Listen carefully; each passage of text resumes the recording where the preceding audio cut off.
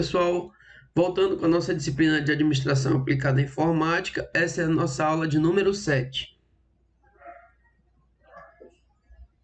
Então, hoje vamos falar da placa-mãe.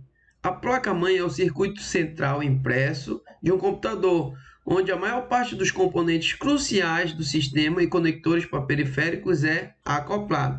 É a placa principal do computador, pessoal. É onde a gente instala o processador, onde a gente instala as memórias, memória RAM, onde a gente instala a placa de vídeo, perfeito? E também a gente acopla os HDs, tá bom? Nessa placa, ela possui algumas características que a gente precisa saber. É importante entender que na nossa disciplina agora, não é necessário a gente conhecer todos os tipos de placas, os modelos, tá? Para que é importante que a gente tenha um conhecimento geral das peças desse computador, perfeito?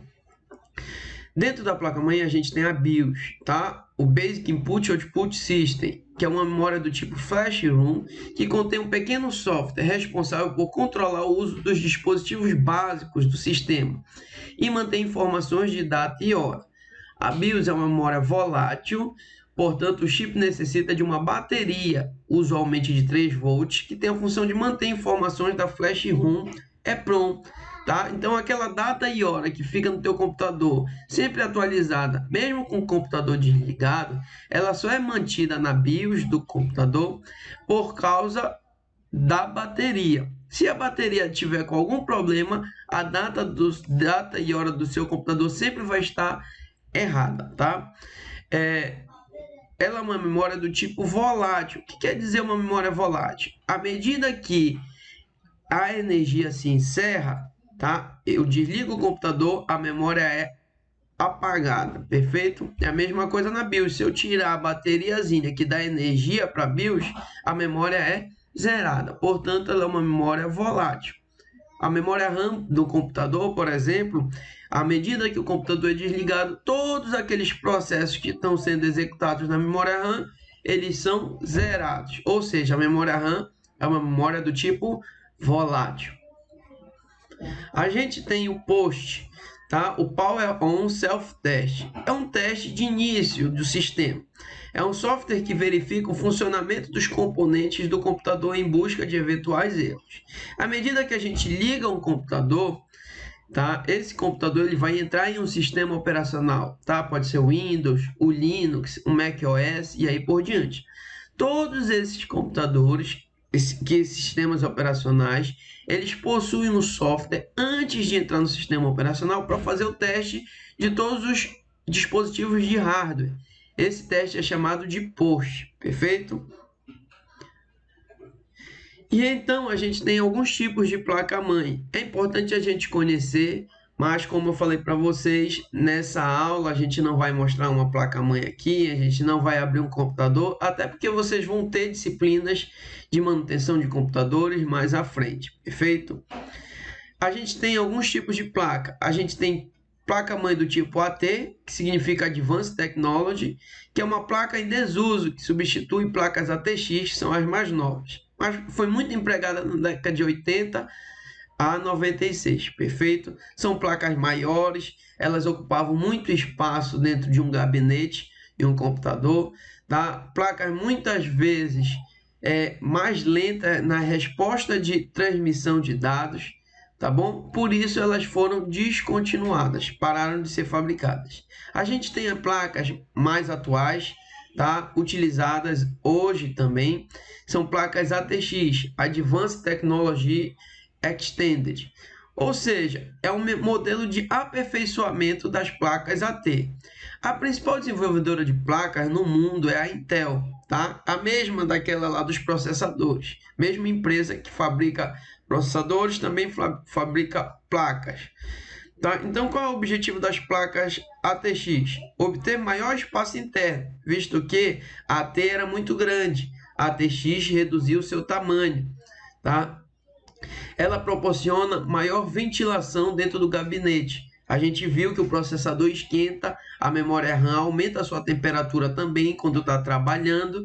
Então, para que a gente diminua o calor dentro de um computador e esse calor venha a pegar fogo, futuramente, né, venha aumentar a temperatura a ponto de queimar uma placa, a gente diminui o espaço, aumenta a quantidade de ar circulando no gabinete. Logo, a gente tem maior ventilação. A gente tem conectores na ATX serial e paralelos, ligados diretamente na placa-mãe sem a necessidade de cabos. Eu posso pegar uma placa de vídeo gráfica, tá? Uma off-board, e instalar diretamente numa placa ATX, pelo seu slot lá, PCI Express, tá bom? E a gente tem conectores de teclado e mouse no formato DIN, PS2 e muitas vezes hoje, né, USB, tá? A gente tem melhor posicionamento do processador, esses chips são bem redimensionados. Nós temos também placas ITX, são placas criadas em 2001, destinadas a computadores altamente integrados, on-board, compactos. A intenção é tudo on-board, áudio, vídeo, modem, redes, totalmente integrados, tá? Então, quando a gente tem placas muito integradas, geralmente elas são menores e de baixo custo, perfeito? A placa-mãe possui controladores que podem ser de dois tipos: controladores on-board, que nós falamos rapidamente, e controladores off-board. Computadores on-board possuem, como o próprio nome diz, os componentes diretamente conectados ao circuito da placa, funcionando em sincronia e usando a capacidade de processador e memória RAM quando se trata de vídeo, som, rede. A vantagem é que essas placas possuem baixo custo, porém, quando o dispositivo apresenta defeito, a placa inteira deve ser trocada. Tá? Então, numa placa on-board, a gente tem a rede integrada, o áudio integrado, o vídeo integrado. Geralmente, placa-mãe desse tipo on-board, elas não servem para vídeos, gráficos muito pesados e etc. Perfeito? Jogos de computadores e etc. Controladores off-board, eles possuem componentes que funcionam independentes da placa-mãe, são separados e possuem sua própria forma de trabalhar, não usando o processador, geralmente encaixados na placa-mãe por meio de conectores. Então, placa-mães off-board, elas são placas que elas suportam outras placas e que executam trabalhos diferentes dessa placa-mãe. Por exemplo, eu consigo instalar uma placa de vídeo gráfica no meu computador, numa placa-mãe off-board, e essa placa de vídeo pode ter memória RAM ali dentro e pode ter o seu próprio sistema de controle de vídeo gráfico. Perfeito? Então, esses são exemplos de placa-mãe on-board e off-board. Nós falamos do post, mas o que é o post, tá? O Power On Self-Test, em tradução livre, é um teste de inicialização. É um processo realizado pelas rotinas de software imediatamente após o computador ou outro dispositivo eletrônico digital ser ligado. Então, como eu falei para vocês, à medida que a gente liga o computador, esse teste é feito. Se lembra dessa telinha preta aqui? Cada vez menos aparece essa telinha porque os computadores conseguem iniciar de forma mais rápida. Então, esse post está sendo verificado de forma mais rápida, às vezes até imperceptíveis hoje em dia. Então, nós falamos de memória volátil, mas o que quer dizer volatilidade de memória? Então, eu já expliquei rapidamente, mas é melhor continuar esse conteúdo porque é muito importante. A volatilidade representa a superposição dos endereços de memória. O que quer dizer? Quando o equipamento é desligado, passa a não ter mais o fornecimento de energia. Esta memória perde todo o seu conteúdo, com o objetivo de, quando o equipamento for ligado novamente, possuir toda a capacidade de armazenamento disponível. Portanto, a ideia de capacidade infinita de armazenamento por meio de reposição do espaço de memória volátil, tá? Então, na memória RAM de um computador, ela é responsável por executar processos. A gente está no nosso computador executando um processo, por exemplo, no nosso celular também, tá, pessoal? Então, a gente está com o Word aberto, documento, escrevendo esse documento e por uma fatalidade aí, um momento de energia, tu está escrevendo teu TCC, não salvar-te ele no HD e faltou luz. Quando tu volta essa energia, né? Tu liga novamente o computador, aquele TCC que não foi salvo no HD, ele é perdido. Por que ele é perdido? Porque ele está numa memória volátil, de armazenamento temporário, de execução. É por isso que quando a gente não salva um arquivo e por qualquer coisa, né, por qualquer fatalidade, acaba a energia, eu perco esse arquivo por não estar salvo. No momento que eu salvo um arquivo, aquele meu TCC que está feito lá no .doc, no Word, e eu salvo ele em um HD, em um pendrive, a história muda. Ela vai para uma memória de armazenamento não volátil. Tá? O não aqui na frente significa que ela fica guardada lá, mesmo após do meu computador ser desligado. Então, o que a gente já consegue perceber aqui na volatilidade de memória? Que o HD é uma memória não volátil. Afinal de contas, eu consigo salvar minhas fotos, eu consigo salvar meus arquivos, e quando eu desligo o computador, os arquivos continuam salvos lá no HD. Por outro lado, a memória RAM, ela é uma memória do tipo volátil. Os dados são perdidos no processo que eu desligo o computador, tá? A gente vai ver isso mais para frente. Então, o que eu acabei de falar para vocês, a explicação do HD, vem falando logo da memória secundária. Então, tá aqui um HD para vocês, tá? Então, o HD é uma memória de massa, Winchester, também chamado, memória de armazenamento do tipo não volátil. Então, eu acabei de explicar para vocês que uma memória não volátil é aquela que não perde os dados no momento que se encerra a energia, tá? Os dados ficam guardadinhos lá nos discos de armazenamento. Os HDs, eles são discos eletromecânicos magnéticos. Ele é uma memória lenta por trabalhar por rotação, tá? E a gente tem em média 200 a 150 megabits por segundo no processo de write, tá? De gravação. Importante a gente perceber o seguinte: quando a gente está comprando um computador e que a gente vê 500 gigabytes, 1 terabyte, nós vimos lá na aula passada nas escalas, tá? De armazenamento, kbytes, megabytes, kilobytes, gigabytes, terabytes, etc. Então, quando a gente vê cerca de 100 gigabytes para cima, tá? 500 gigabytes, 250 gigabytes, 1 terabyte, a gente está falando de uma memória secundária. Então, provavelmente, isso é um dispositivo de armazenamento, tá? Dificilmente você vai ver uma memória RAM de 124 gigabytes, por exemplo, tá? A gente está falando de HD. Só que hoje a gente tem dispositivos de armazenamento que fazem a mesma função de um HD, por outro lado, são muito mais velozes do que um HD. É o chamado SSD, que é o Solid State Drive. Tá? Ele não possui partes móveis e é construído em torno de um circuito integrado semicondutor, o qual é responsável pelo armazenamento também, diferentemente dos sistemas magnéticos com HD. Então, pessoal, os HDs eles vão acabar caindo em desuso. Por quê? Porque o SSD é mais rápido, o SSD ocupa menos espaço, é mais fininho, tá? Então, quem tem um HD externo, por exemplo, para armazenar suas aulas, seus vídeos, etc., provavelmente dentro dele tem um SSD, se for mais moderno, ou um HD de notebook bem mais fininho, perfeito?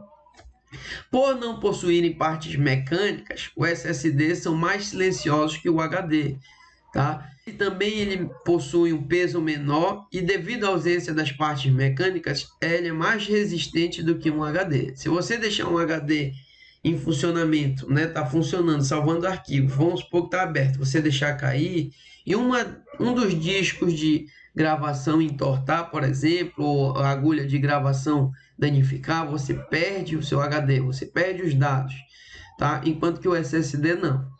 O SSD é mais rápido por possuir menor tempo de acesso. O computador, o processador consegue acessar o SSD muito rápido.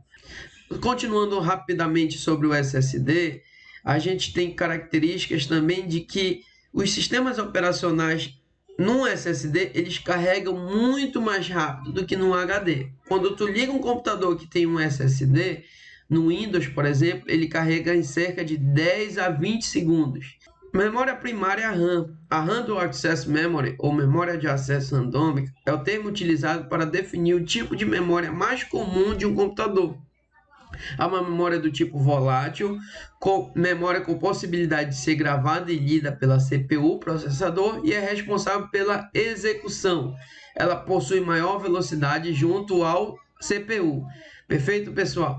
Então, a memória de execução, guardem essa palavra. Toda vez que tu estiver falando de execução de processos, a gente está falando da RAM, tá? Então, quanto maior velocidade do computador, quanto maior quantidade de memória RAM em um computador, maior velocidade a gente possui junto à execução de processos com o processador, perfeito?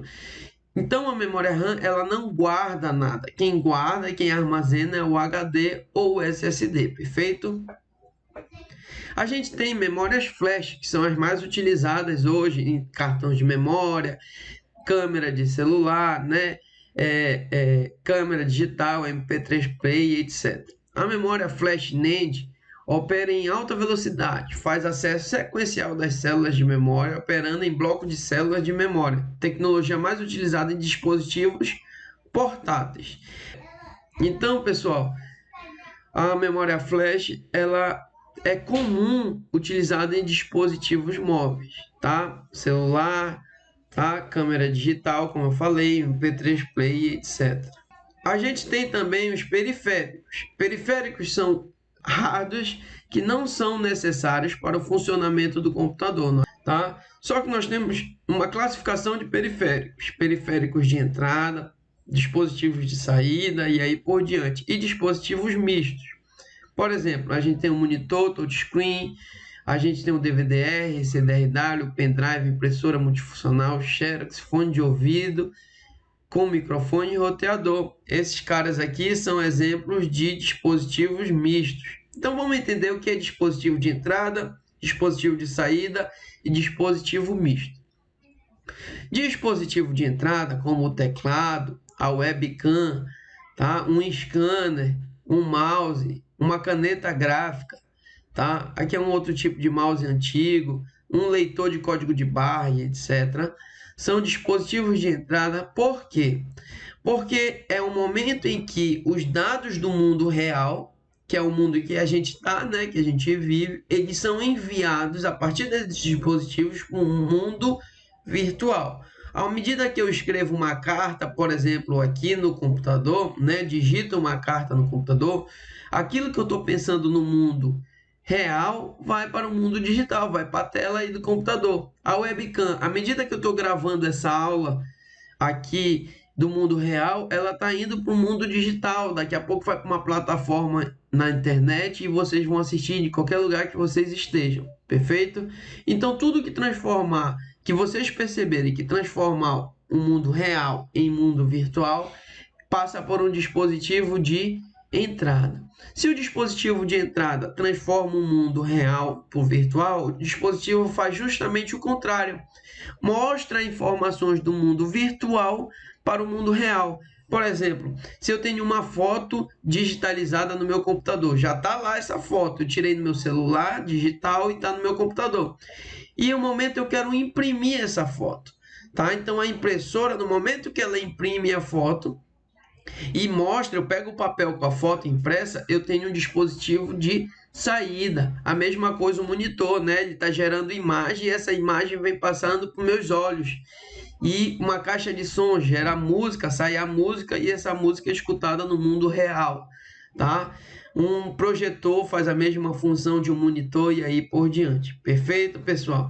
Então, quando o mundo real, o mundo virtual sai para o mundo real, a gente tem um dispositivo de saída. Só que, por outro lado, a gente tem dispositivos que fazem as duas funções, tanto de entrada de dados, como um monitor touchscreen, um tablet, um smartphone, porque, afinal de contas, eu estou usando a palma da minha mão, meu dedo, para mandar informações do mundo real para o virtual, com a tela. Só que, ao mesmo tempo, eu consigo enxergar informações do mundo virtual, de lá de dentro do software, para minha retina, para minha vista. Então, logo eu tenho um monitor touchscreen, um dispositivo fazendo as duas funções, tanto de entrada quanto saída. Logo é um dispositivo misto. Um pendrive também, informações passam lá para dentro do computador de forma real e saem de forma passam informações virtuais e saem de forma reais, tá? E aí por diante, tá bom, pessoal? Então, dispositivos mistos fazem as duas funções. A gente tem um outro software característico dos computadores que é chamado de setup. Setup é a interface gráfica pela qual um usuário pode acessar recursos que estão disponíveis na BIOS. Nós já vimos lá. O setup é um sistema operacional bem rudimentar, responsável por colocar o computador em funcionamento assim que você liga a máquina. Este é um sistema que confere os dispositivos instalados para saber se há memória no PC, se o processador está sendo mantido em temperaturas seguras e se os discos rígidos estão funcionando e pronto para carregar o sistema operacional. Então aqui no setup, eu acho que muitos de vocês de informática já devem ter entrado no setup do seu computador. Se não, ao iniciar o computador, aperta F2 ou o botão delete que tu vai entrar no setup do teu computador, ou até mesmo o F8. Tá, pessoal? Então, o setup do teu computador, ele vai mostrar informações, características básicas para o funcionamento. Se o HD está funcionando, tá? Se tem drive de CD-ROM, tá? A temperatura que o processador está funcionando, ele não está aquecendo muito. Então, se tu tem um computador que está travando muito, tá? Não consegue entrar no sistema operacional e etc., provavelmente tu tem um problema no HD.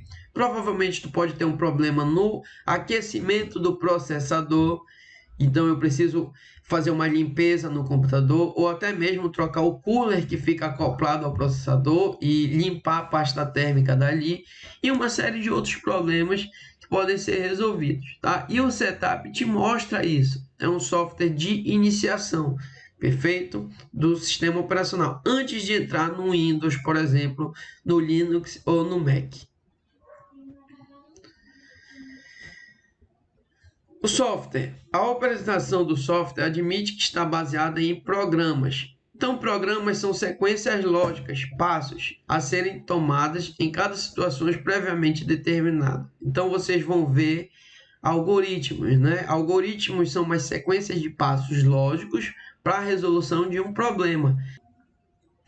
Então, a linguagem de programação são regras básicas que permitem o desenvolvimento do software. Existem várias linguagens de programação que vão ser estudadas na nossa próxima aula. Então aqui tem um exercício para ser respondido e as respostas vão ficar no final da aula lá no SIGA. Obrigado.